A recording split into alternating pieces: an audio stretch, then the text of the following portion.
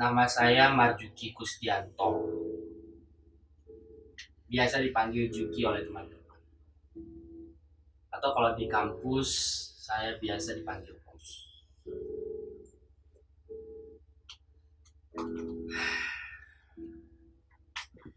Saya hanyalah dari keluarga kecil yang memiliki cita-cita besar. Biaya sekolah dari SD sampai SMA, saya pikir tidak ada separuhnya dari apa yang telah saya lakukan. Dulu, pagi hingga siang saya bersekolah. Kemudian sore hari, setelah sholat dan makan, saya bekerja di pengepakan sayur-sayuran. Semua itu saya lakukan agar saya lebih maju dari kedua orang tua saya. Saya ingin membelikan rumah untuk orang tua saya seperti orang-orang lain. Membiarkan mereka istirahat dengan nyaman. Atau menaikkan mereka haji.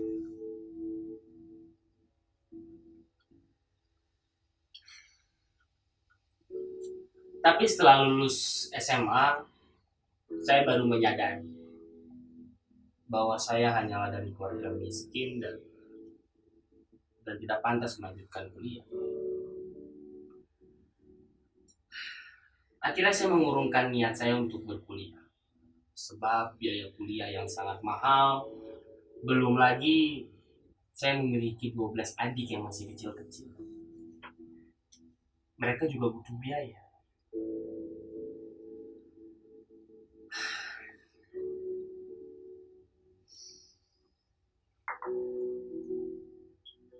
Namun nasib berkata lain. Tanpa sepengetahuan saya, kedua orang tua saya menjual hampir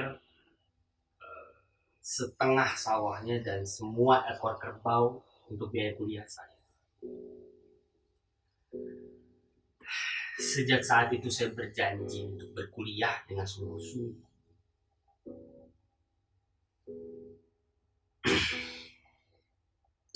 Saya berkuliah di Universitas Hukum ternama, Universitas BBB, bukan bintang biasa. Di sana saya tumbuh menjadi mahasiswa yang idealis. Setiap ada kebijakan-kebijakan kampus yang tidak sesuai dengan hati nurani mahasiswa atau menyulitkan mahasiswa, bisa dikatakan saya adalah pelopor untuk menentang semua kebijakan itu. Kawan-kawanku sekalian mahasiswa, kampus baru saja mengeluarkan kebijakan yang tidak sesuai dengan hati nurani mahasiswa, yang sangat menyulitkan mahasiswa. Oleh sebab itu kawan-kawan, mari kita bulatkan tekad, satukan hati untuk menentang kebijakan itu. Sontak, para mahasiswa menjawab, setuju. Seingat saya waktu itu suasananya terik dan cukup membakar emosi para demonstran.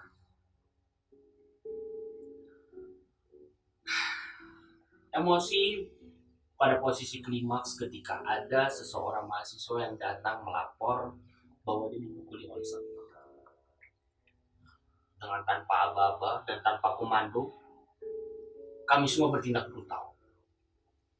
Gedung-gedung kami tembus, aparat yang menghadang semua kami terjang. Barang-barang administrasi kampus semua kami hancurkan, babi bu. Semua porak-poranda tak terkendali. Beruntung kampus mau menemui kami dengan beberapa dosen dengan wajah yang ketakutan. Kemudian mereka berkata, Assalamualaikum warahmatullahi wabarakatuh. Para mahasiswaku sekalian, anak-anakku, kami akan meninjau ulang keputusan kami. Kami akan mendiskusikan kembali keputusan kami. Jadi untuk anak-anakku, mahasiswa sekalian, kalian boleh pulang.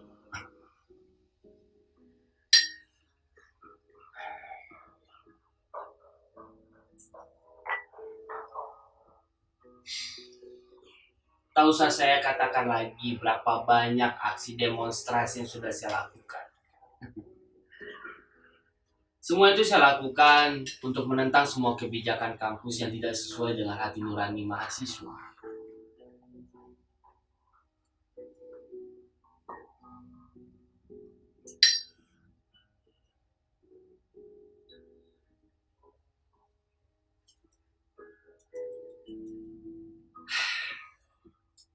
Akhirnya, saya tidak mengecewakan kedua orang tua saya. Tepat 6 tahun saya berkuliah dan saya terpaksa diluluskan dengan IPK yang standar lah. Akhirnya saya bisa mendapatkan gelar sarjana hukum seperti yang saya impi-impikan dan kedua orang tua saya impi-impikan. Setelah itu, saya mendapatkan pekerjaan menjadi seorang hakim. Saya lolos menjadi hakim. Belum genap 5 tahun saya menjadi hakim dengan keidealisan mahasiswa yang saya bawa, dan saya tetap memutuskan berdasarkan ketuhanan yang Maha Esa. Tepat pada satu malam, saya pikir terlalu kelam untuk dijadikan malam.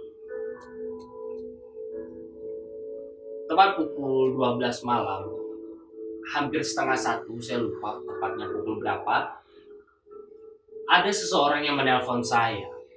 Saya tidak menyimpan nomornya, saya tidak tahu siapa yang menelpon. Telepon itu tetap saya angkat.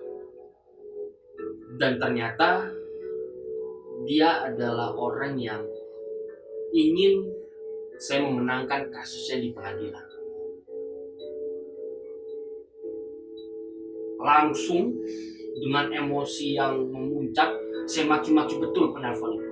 Jahanam, kamu setan, kamu iblis. Kamu pikir saya hakim seperti apa? Saya bukan seperti hakim-hakim lain yang bisa kamu suap. Dasar iblis kamu, jahanam. Belum selesai saya memaki orang itu, tiba-tiba telepon itu mati. Ketika saya ingin tidur, justru saya tidak bisa tidur. Karena kalimat uang itu sudah saya transfer ke rekening Anda. Uang itu sudah saya transfer ke rekening Anda. Itu selalu terngiang-ngiang di kepala saya.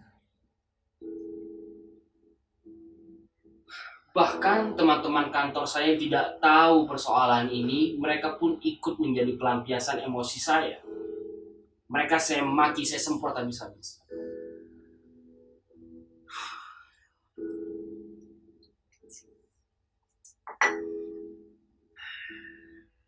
Akhirnya saya memutuskan untuk keluar kantor sejenak, untuk menikmati udara segar, merilekskan kembali tubuh saya. Tapi justru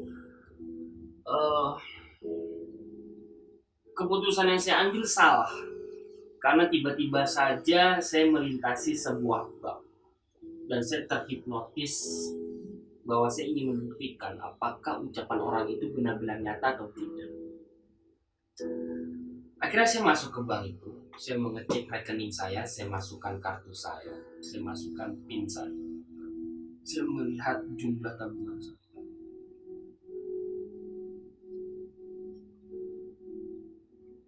Dan saya sangat terkejut ketika melihat jumlah nol yang begitu banyak di tabungan saya. Uang itu saya hitung betul jumlah nolnya.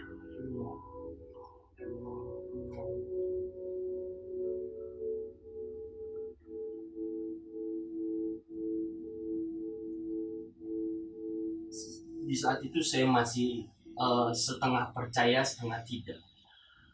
Saya hitung kembali betul-betul jumlah nol itu.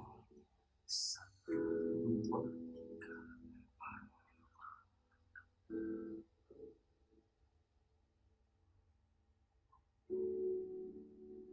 Saat itu saya langsung terduduk dan lemas.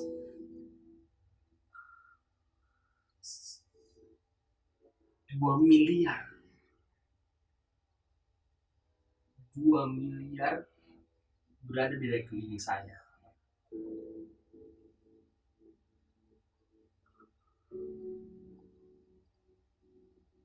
Saya terduduk dan lemas. Kemudian rumah-rumah mewah, barang-barang mewah seperti memanggil-manggil saya.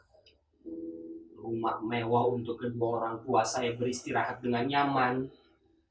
Kemudian eh, kedua orang tua saya yang berpakaian Mekah dan ibu saya yang berjilbab dari Mekah.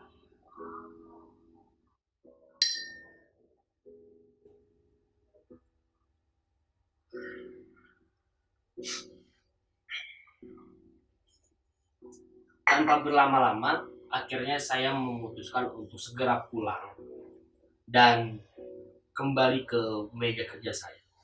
Lalu saya rubah semua putusan hakim saat itu karena pikiran saya waktu itu persetan lah dengan keadilan.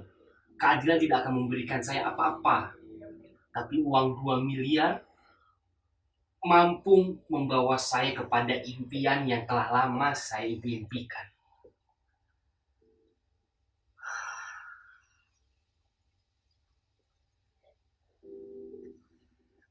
Sejak saat itulah saya terkenal dengan sebutan Markus. Sebenarnya Markus itu singkatan nama saya, Marjuki Kustianto.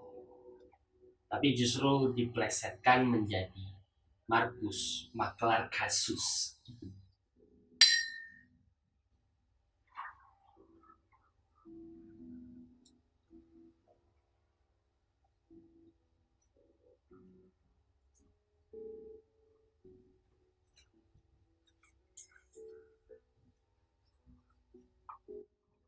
Iya ya, saya tidur. Dasar sipir goblok.